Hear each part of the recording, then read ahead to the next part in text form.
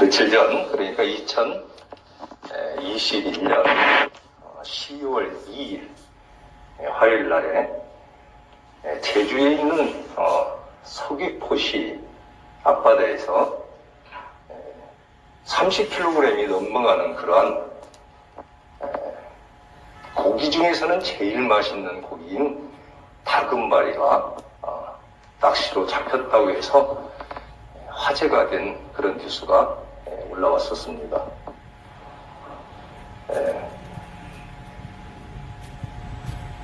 이 다금바리를 잡은 분은 오후 한 11시 30분쯤에 범섬 갯바위라고 해요. 범섬 갯바위에서 이 다금바리를 낚았는데 무게가 약 31kg. 저희가 예전에 저기 통영에 가가지고 이 다금바리를 먹어본 일이 있습니다. 그런데 작은 것 하나에도 20만원씩, 30만원씩 이렇게 갑니다. 그러니까 다른 고기와는 비교할 수가 없습니다. 우연히 먹게 되었는데 부산의 자갈치 시장에 가서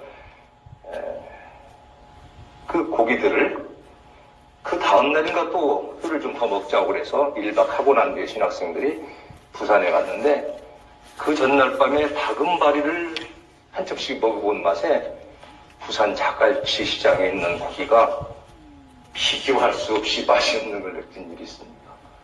그래서 이 뉴스가 나온 뒤에 저희들의 카톡방에서도 우리 다금바리 한번 먹어보면 좋겠다, 이런 이야기를. 그래서 돈을 많이 걷어서 한번 먹어보면 좋겠다, 이런 얘기를 합니다. 그런데 무슨 이게 작은 무슨 그러한 크기가 아니라 31kg짜리가 잡혔다고 합니다.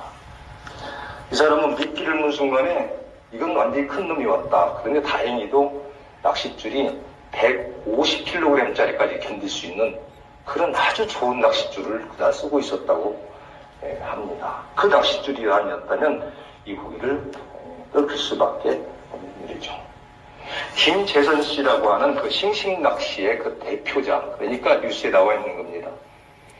그분은 이러한 일은 작살이 아닌 낚시로 이런 고기를 잡는다는 것은, 특히 이러한 다금바리를 낚은 것은 매우 드문 일이다 라고 기뻐하면서도 놀라워했다고 합니다. 그런데 사실 오늘 본문에 보면 이보다 더 놀라운 일이 있습니다. 그것은 엄청나게 많은 고기를 낚는 예수님 앞에 있는 시몬의 배에서 일어나는 일들입니다. 이건 한 마리가 아니라 그물이 찢어질 정도로 잡아버리는, 그래서 거기에 있는 모든 사람들이 얼마나 놀래버렸든지 기도하며 묵상하며 말씀을 보면 볼수록 정말로 놀랐다는 표현이 나오는 것입니다. 너무도 놀라버렸기 때문에 이런 일은 우연이 아니고 그동안 소문으로 들어온 예수님의 능력이 현실에 나타나는 것을 보고 모든 것을 버려버리고 따르는 것이 오늘 본문의 이야기입니다. 자신의 삶을 다, 그동안의 모든 삶을 정리하고 온전한 변화를 추구해버리는 삶, 그러한 삶은 오늘 예수님을 만난 사람들에게 일어나는 것입니다. 오늘도 저와 여러분에게 예수님을 만나는 이 본문의 말씀으로부터, 시몬과 요한 등이 만나는 이 본문의 말씀을 통해서 지금까지 있는 어떠한 저희들의 신앙심보다도 무엇인가 각자 느끼는 새로운 변화를 가져갔으면 좋겠다 하는 생각을 갖게 됩니다. 오늘 본문 5장에 나오는 이 말씀은 마태복음 4장에서도 있고 또 마가복음 1장에서도 비슷한 게 있습니다. 그런데 이 예수님이 고기 잡기 하고 베드로와 요한들이 따르는 이러한 일을 가장 섬세하게 나타낸 장이 마태복음이나 마가복음보다 오늘 본문인 누가복음이라고 합니다. 누가복음 5장의 1절에서부터 11절까지 이 놀라운 말씀이 있습니다. 고기 잡은 일로 시작해서 한 사람의 인생이 바뀌는 것입니다. 고기 잡은 일로 인해서, 하나님의 말씀으로 인해서 우리들의 인생이, 우리들의 가치관이, 우리들의 생각이 은혜를 받으면 한순간에 자신의 방향을 새롭게 결정하는 일도 체결할 수 있다는 것을 우리는 알 수 있습니다. 이전에 본문 이전에 문맥에서 보면 저희들이 그동안 말씀을 통해서 함께 은혜를 나누었던 것처럼 이전 4장에서 귀신을 예수님께서 쫓아낸 일이 있으시고요. 또 병을 고치시고, 그리고 갈릴리의 여러 회당에서 하나님 나라의 복음을 전하시며 다니셨습니다. 이러한 소문이 곳곳에 퍼지기 시작한 것입니다. 그리고 많은 사람들이 오늘 또 예수님의 말씀을 들으러 게네사렛 호숫가에 몰려든 것입니다. 이러한 하늘나라의 복음이 펼쳐지고 있는 이 시기에도, 그러나 생업의 열중인 시몬과 그의 친구들은 아랑곳없이, 전혀 관심 없이 그 전날 저녁부터 고기 잡으러 게네사렛 갈릴리 호수 안으로 배를 타고 들어가 버린 것입니다. 예수님의 말씀을 따르는 것이 아니라 세상의 일을 위해서 온 밤을 다 새내는 그러한 일입니다. 그러나 그들의 인생은, 예수님이 택한 사람들의 인생은 그 갈릴리 호수 안에서 도저히 만족을 찾을 수가 없었습니다. 그들이 이루고자 하는 것들이 이루어지지 않는 것입니다. 오랜만에 만나는 바닥나는 하룻밤의 인생길을 경험한 것입니다. 예수님이 불러야지 하는 사람, 예수님을 만나야 하는 사람, 예수님이 함께하는 사람이 그들이 바닷가를 돌아면서 자기의 생업에 열중할 때에 거기에는 하나님이 허락하심이 없으면 고기 한 마리도 잡을 수 없다는 사실을 우리는 미리 생각해야 됩니다. 그러나 이러한 사람들이라 할지라도 예수님을 만나면 새로운 역사가 쓰여지고 놀라운 변화가 일어나게 됩니다. 예수님의 말씀이 퍼지는 곳에는 언제든지 변화가 일어납니다. 저희들도 예수님을 만났기 때문에 변화가 일어났습니다. 20년 전에, 30년 전에, 50년 전에 인생이 아닌 새로운 인생으로 사실은 보이지 않아도 바뀌어져 버린 것입니다. 어찌 보면 사랑하는 여러분과 저희들은 그래도 죄악이 많은 사람들일지라도 예수님이 보시기에는, 하나님이 보시기에는 그저 작은 도움과 같은 그러한 물고기가 다금바리처럼 변화되어 있는 것입니다. 완전하진 않아도, 온전하진 못해도, 언제 예수님 말씀하는 것처럼 거룩하진 못해도 분명히 변화는 이루어지고 있는 것입니다. 그럼 오늘 본문에서 예수님의 말씀은 과연 이들에게 어떤 변화를 일으켰을까요? 첫 번째로 그물입니다. 올려버린 그물에서 다시 내리는 그물로 바뀌어졌습니다. 예수님의 말씀 때문에 바뀌어져 버린 것입니다. 이것이 바로 믿음으로부터 이루어진 행동입니다. 한 장면을 생각해 보십시오. 하나님의 말씀을 듣는 무리들이 게네사렛 호숫가에 많이 몰려 있습니다. 무리가 몰려와서 하나님의 말씀을 들을세라고 말합니다. 참되신 하나님의 말씀입니다. 하나님의 아들의 말씀입니다. 이 광경을 상상해 보십시오. 이제 정말로 이 시간은 우리들이 함께 가지는 행복한 시간이 시작된 것입니다. 그런데 이때 예수님께서 다른 한 곳을 주목하십니다. 예수는 게네사렛 호숫가에 서서라고 합니다.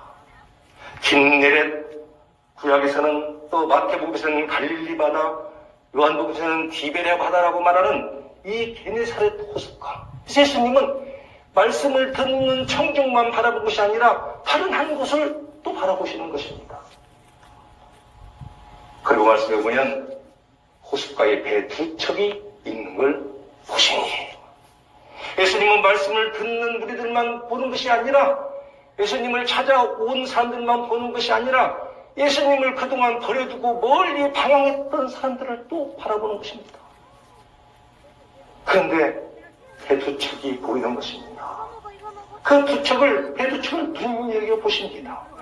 눈여겨보시니 2절 말씀에 후반부에 보면 어부들은 배에서 이제 나와서 그물을 씹는지라. 절망한 사람들입니다. 밤새도록 고기를 쫓았지만 실패한 사람들입니다. 그물을 절망해서 씹고 있습니다. 아무것도 잡을 수 없습니다. 집에 들어가면 작은 낚시도 아니고 큰 배를 이제 운행하며 밤새 잠을 안 자면서 왔다가 고기 한 마리도 잡지 못하고 들어가야 되는 절망한 사람들입니다. 이 빈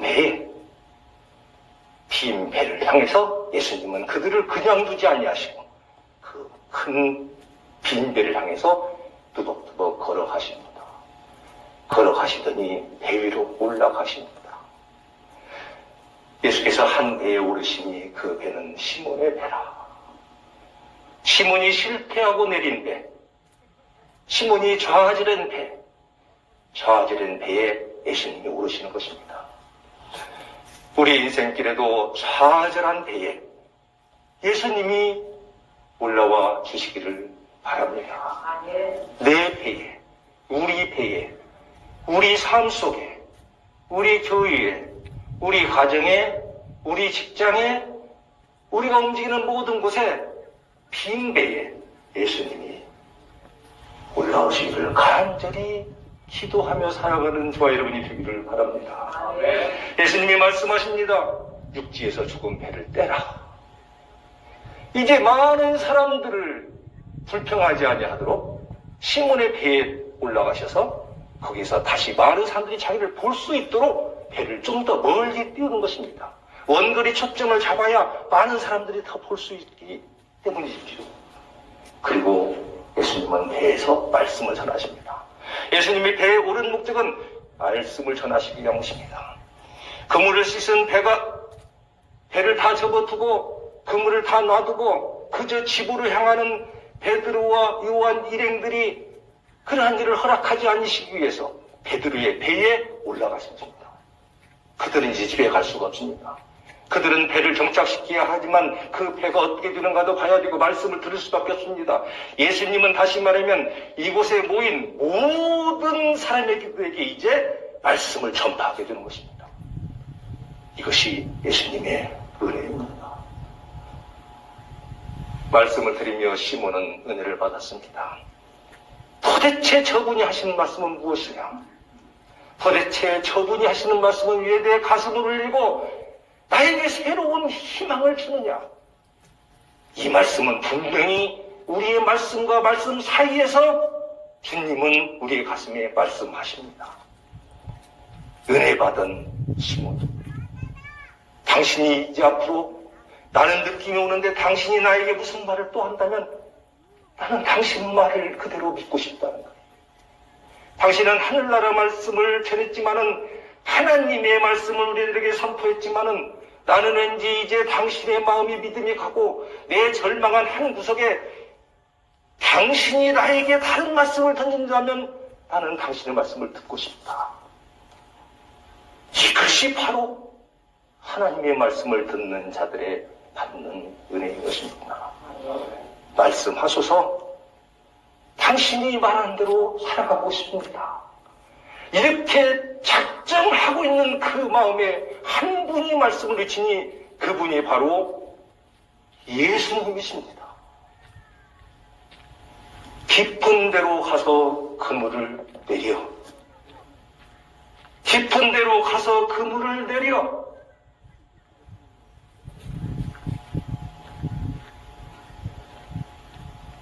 베드로가 듣기 싫었던 말씀일까요? 베드로 정말 간절히 듣고 싶은 말씀이었습니다. 집에 돌아가기 싫은 마음, 고기를 꼭 잡아가지고 오고 싶은 마음, 내 고기에 내 배에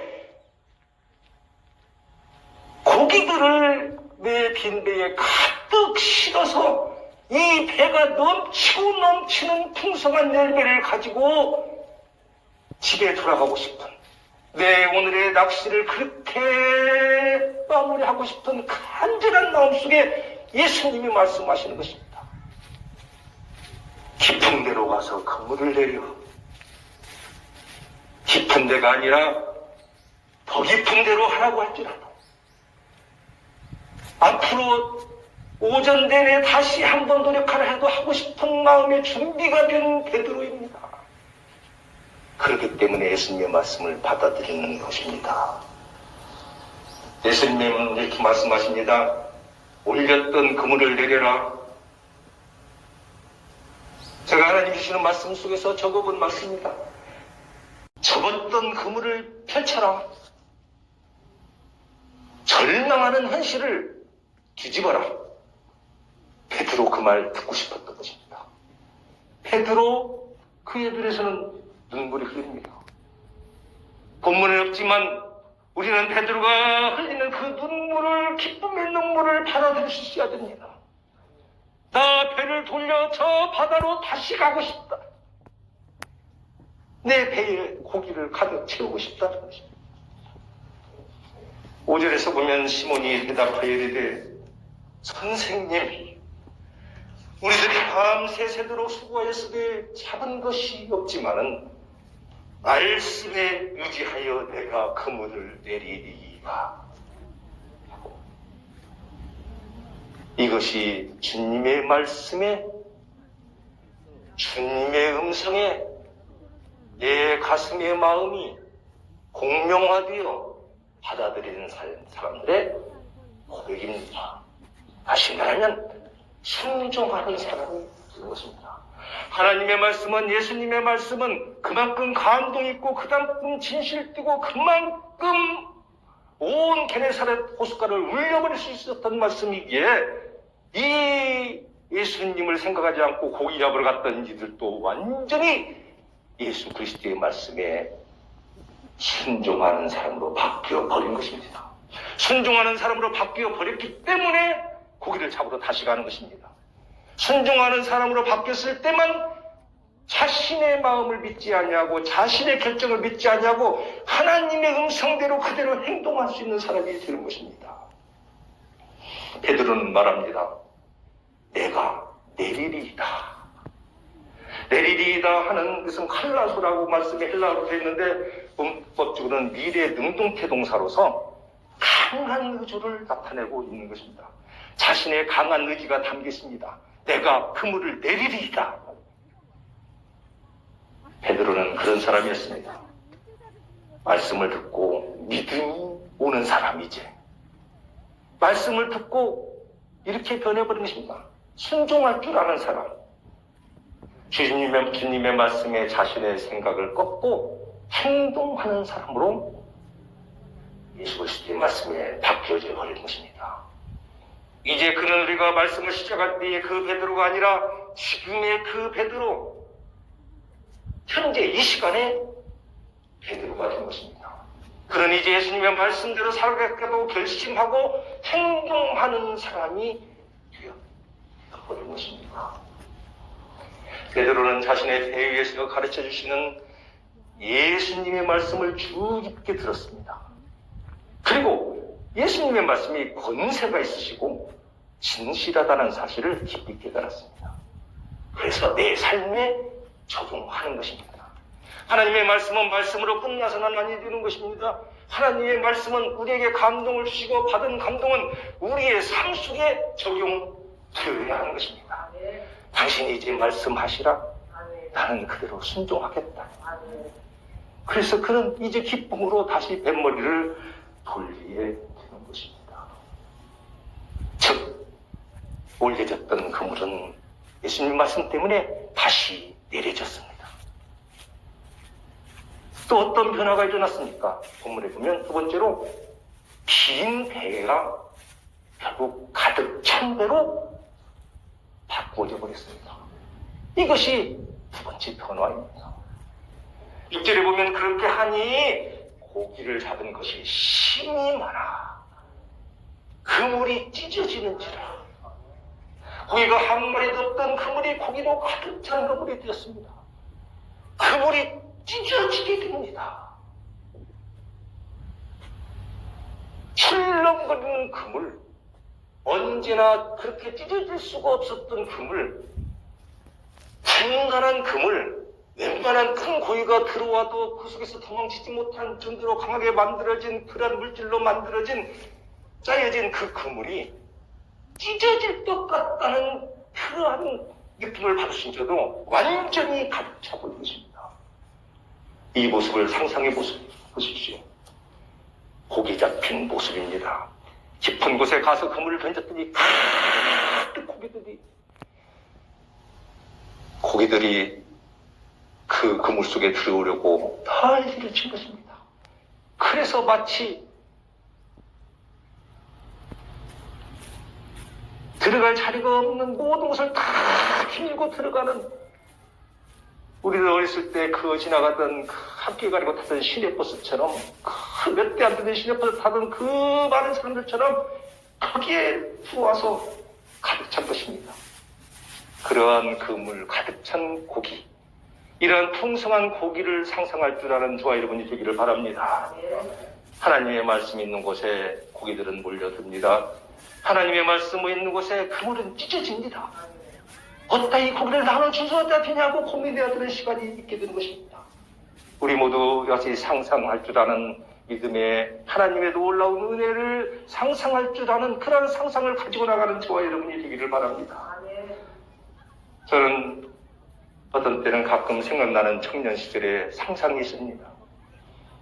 한여름이 되면 생고추와 된장, 찬물 마른 밥에 지금은 연세들서 잘 걷지 못하는 어머님이 찢어주시던 고기젓, 조기젓, 귀한 장독대에서 굵고 하얀 소금 속에 재워두었던 싱싱했던 조기젓, 얼마나 맛있는지요. 세로로 쭉쭉 찢어서 제가 그렇게 적어봤습니다. 찬물 마른 밥수지에 놓아주던 그 맛, 그 말 위에서 동생들과 형제간들이 서로 한 잔 더 돌아가면서 너무 맛있게 먹던 그 조기젓, 또 된장찌개 찬물 마른 그곳에 조기젓에 고추 먹다 모자라면 대문 옆에 큰 채전밭에 가서 동생들이 가서 따다가 물에다 싹싹 씻어 바로 가서 나눠줘 또 찍어 먹던 그 풍경, 그 상상은 영원히 세상에 다 변한데도 내 가슴에서 내 머리에서 떠나지가 않습니다.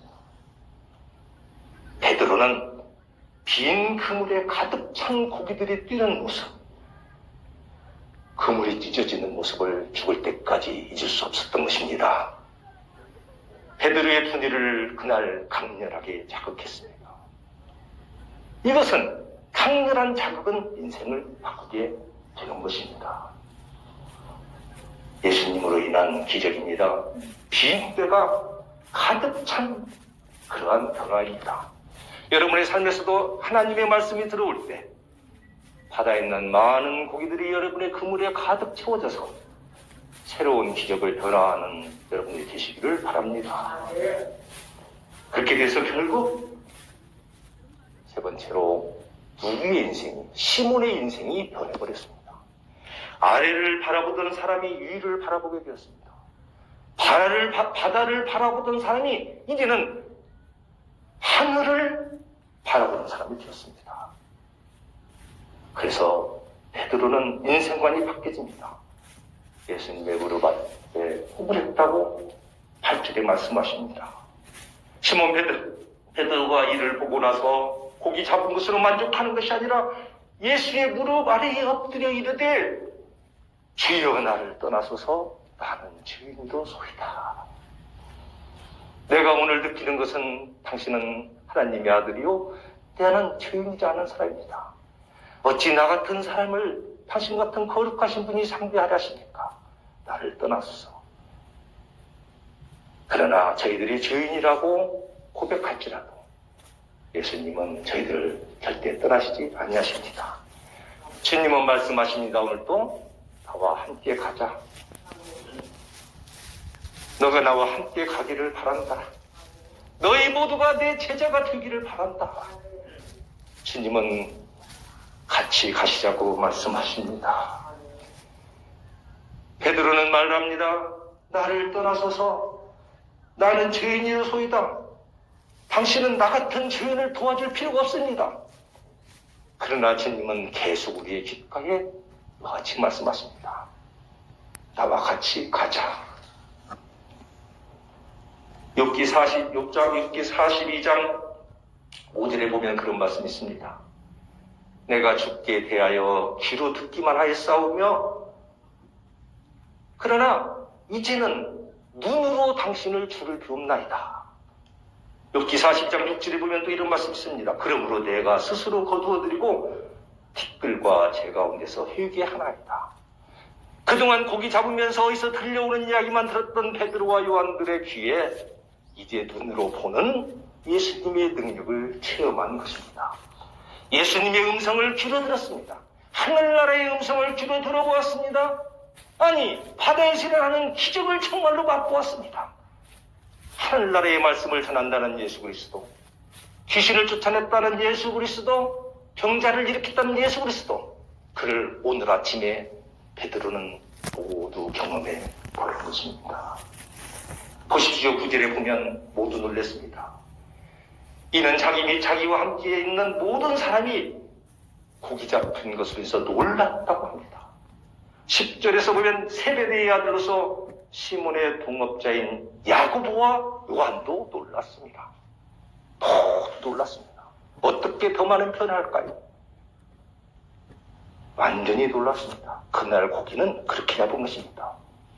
31kg 다금바리 잡은 정도가 아니라 이날의 고기 잡은 것은 모든 사람이 놀라서 인생관을 바꿔버리는, 자기의 삶의 방식을 바꿔버리는 그러한 고기잡이 일이 오늘 이루어진 것입니다.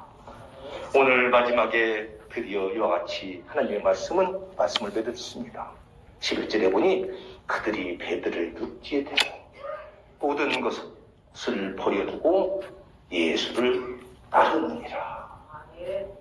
배 두 척과 그물, 그들의 전 재산 모든 걸 놔두고 더 좋은 것을 발견하여 인생의 행도를 바꾸고 예수님을 따르려고 한 그러한 결심을 한 베드로와 또 요한과 또 그의 친구들처럼 우리도 이제는 예수 그리스도를 향해서 그동안 우리가 생각했던 많은 것들에 잘못된 것들은 다 놓아두고 주님이 가자고 하시는 말씀의 사명을 감당하러 함께 줄을 서서 함께 달려나가는 저와 여러분들이 되시기를 바랍니다.